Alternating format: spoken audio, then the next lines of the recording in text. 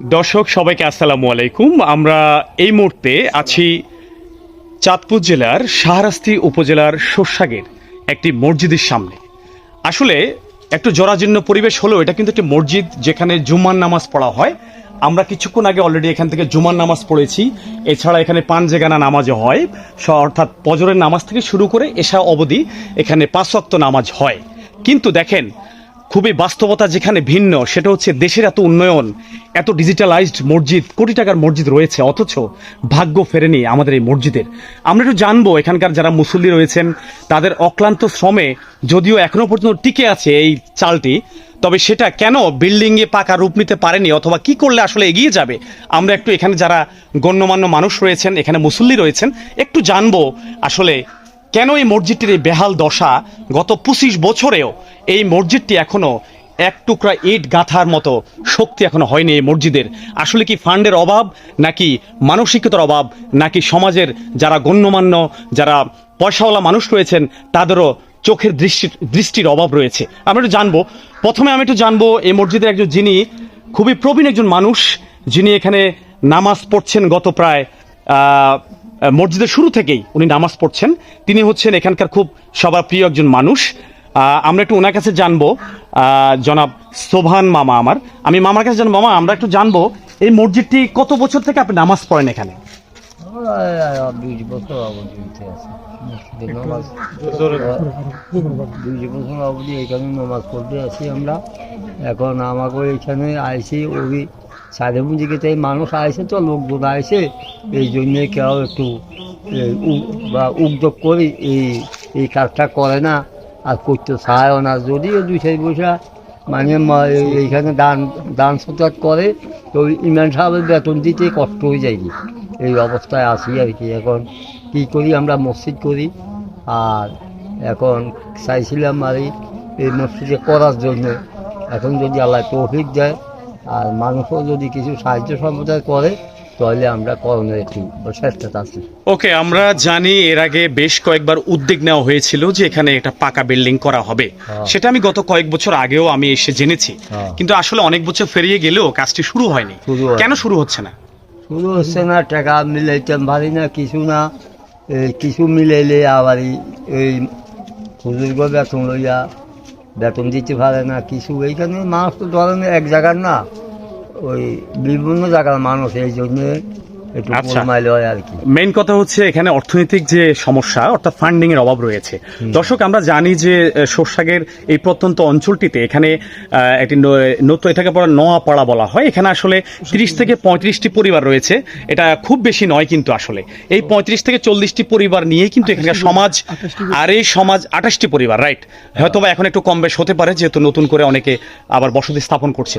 তো আসলে এই 28 থেকে 30টি পরিবারের যে একটি উদ্যোগ, সেটা হচ্ছে মসজিদের এই রূপ।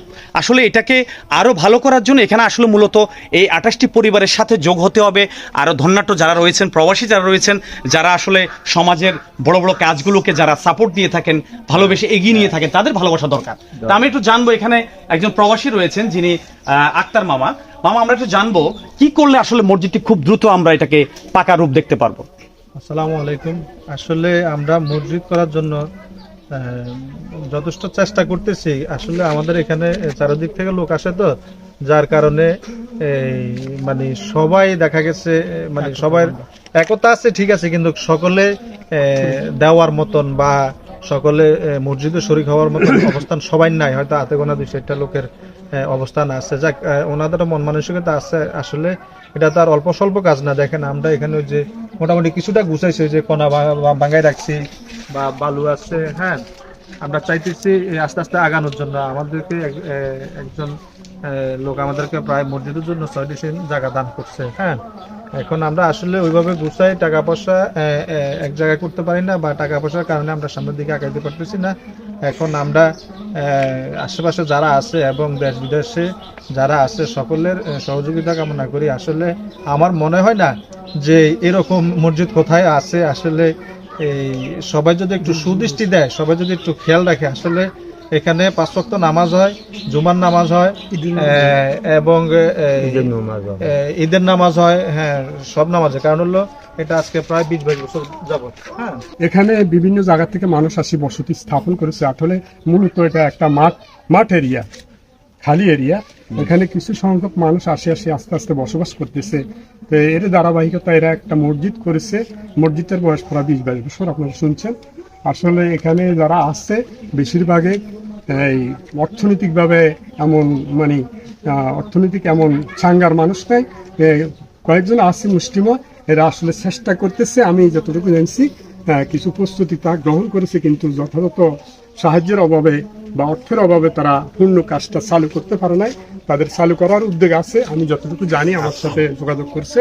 আশা করি ওনারা যদি মোটামুটি একটা সহযোগিতা পেয়ে যায়, কাজটা অচিরে শুরু হওয়ার সম্ভাবনা আছে। কিন্তু এই পর্যন্ত যতটুকু অবস্থা আছে, মসজিদটা খুবই অবহেলিত। অনেক ধন্যবাদ আপনাকে, খুব চমৎকার বলেছেন। আসলে সবার ভালোবাসা নিয়ে এগিয়ে যাবে এই মসজিদটি, সেটা আমরা আশা করতে পারি। খুব শীঘ্রই আমরা কাজ ধরবো, তবে সবার ভালোবাসা প্রয়োজন। দর্শক, আপনারা যারা দেখবেন তারাও চাইলে দূর দূরান্ত থেকে আমাদের নাম্বার দেওয়া থাকবে, কমিটির নাম্বার দিয়ে দেবো, তাদের সাথে যোগাযোগ করবেন। আপনাদের ভালোবাসা নিয়ে আমরা এগিয়ে যেতে চাই। আর কেউ যদি আসতে চান এটা দেখার জন্য, প্রয়োজনে এসে দেখে যাবেন। শোষাক নোয়াপাড়া আমাদের এই মসজিদটি, পূর্বপাড়া, সরি পূর্বপাড়া। আচ্ছা, ফকির আস্তানা। আচ্ছা, আমরা একটু জানবো, এখানে ফারুক হুজুর রয়েছেন, যিনি এখানে উনিও কিন্তু নামাজ পড়ান। মাঝে মধ্যে যদি কোনো হুজুরের সংকট থাকে উনি সেই সাপোর্ট দিয়ে থাকেন। এমনকি এখানে প্রতি বছর মাহফিল হয়ে থাকেন, সেই মাহফিলেও উনি খুব ভূমিকা নিয়ে থাকেন কার্যত।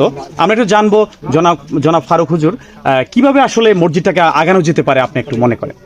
আসসালামু আলাইকুম ওয়া রাহমাতুল্লাহি ওয়া বারাকাতুহু। আলহামদুলিল্লাহ নাহমাদুহু ওয়া নাস্তাঈনুহু ওয়া নাস্তাগফিরুহ।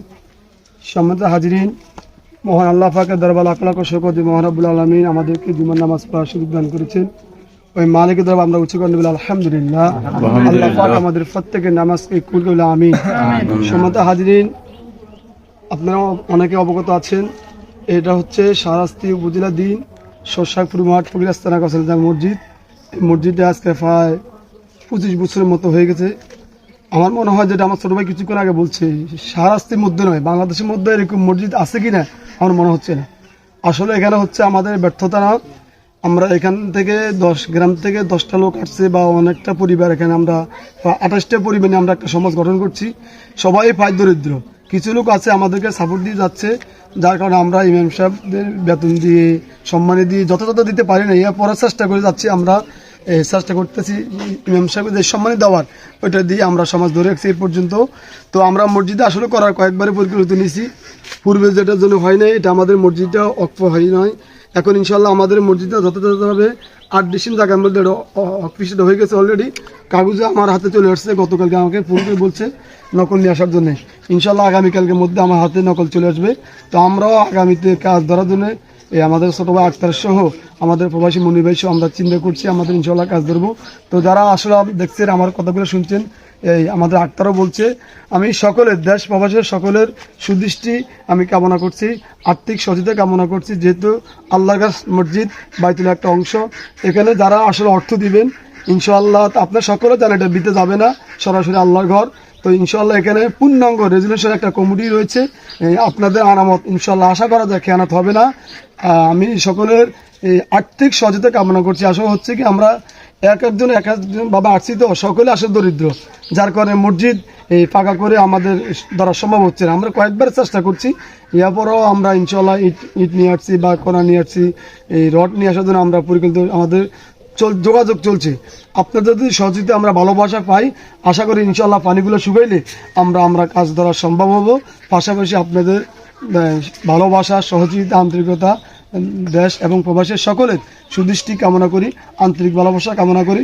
যারা আজকে আমাদের এখানে মিডিয়া আসছেন, আমাদেরকে সহযোগিতা করছেন, বিশেষ করে আমার সোহেল মামা সহ সকলের সুদৃষ্টি কামনা করে, সুস্বাস্থ্য কামনা করে, নেখায়াত কামনা করে আমার অসমাপ্ত বক্তব্য এখানে সমাপ্ত করলাম। আসসালামু আলাইকুম ওয়া রাহমাতুল্লাহি ওয়া বারাকাতুহু। অনেক ধন্যবাদ আপনাদেরকে, যারা আসলে এই মসজিদের কল্যাণে দুটো কথা বলেছেন। আসলে দর্শক, যা না বললে নয়, খুব জরাজীর্ণ আসলে মসজিদের পরিস্থিতি। আসলে এখানে পানি উঠেছে কয়েকদিন আগে, বন্যার পানি। তখন অবশ্য নামাজও পড়তে পারেননি। এখানে খুবই জরাজীর্ণ একটি পরিবেশে মসজিদটি রয়েছে। আমরা চাই মসজিদ খুব দ্রুত এগিয়ে যাক, যেখানে এগিয়ে যাচ্ছে সারা পৃথিবী, যেখানে এগিয়ে যাচ্ছে বাংলাদেশের প্রতিটি মসজিদ, সেখানে কোটি কোটি টাকা খরচ করে বাংলাদেশে অনেক মসজিদে টাইলস সম্বলিত অনেক মসজিদ রয়েছে আপনারা জানেন, এবং সরকারও সেখানে প্রায় কয়েকশো কোটি টাকা খরচ করে মসজিদ করলেও আসলে এই মসজিদের এখনো পর্যন্ত মানে একটা মসজিদ হিসেবে যতটুকু পরিপূর্ণ রূপ প্রয়োজন সেটা হয়নি গত 22 বছরে। তো আমরা আজকের এই ভিডিও থেকে এটাই শিক্ষা নেব যে প্রতিটি মসজিদ হোক খুব চমৎকার